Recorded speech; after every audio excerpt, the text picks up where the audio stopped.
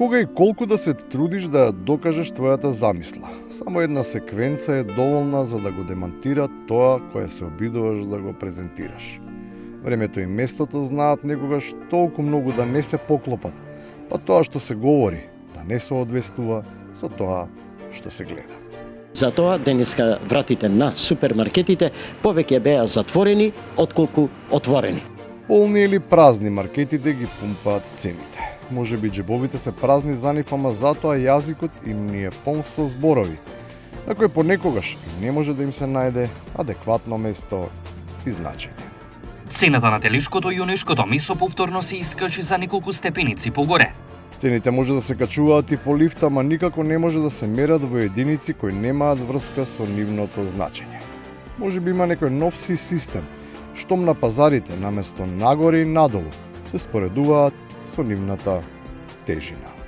Целите исти ли се? Целите не се качени ни еден грам, значи иста, и остануваат.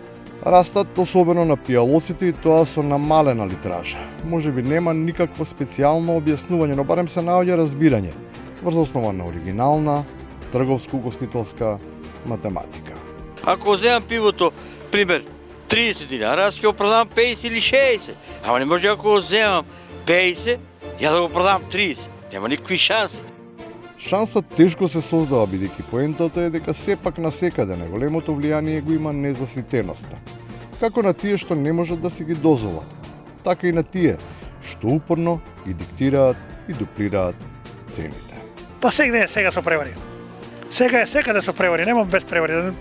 Да нема некој џабе пцувам без превара, сега не може да живеат нашите газди. И на крајот, мерки изгледа се и повеќе од потребни, ама не само за намалување на цените. Не зим презимат, горе што се прска, тоа не го презимат. Една ден идам со жената од кај Сењехо, за Дузлахо, од таму иде авион. Црн чат пушта бате, тоа кој ќе презима, тоа се гатаме ние. Во теориите за конспирација може да влезат и цените. Оти производителите и трговците се тие горе, а граѓаните долу без избор. Сепак мора да се голта.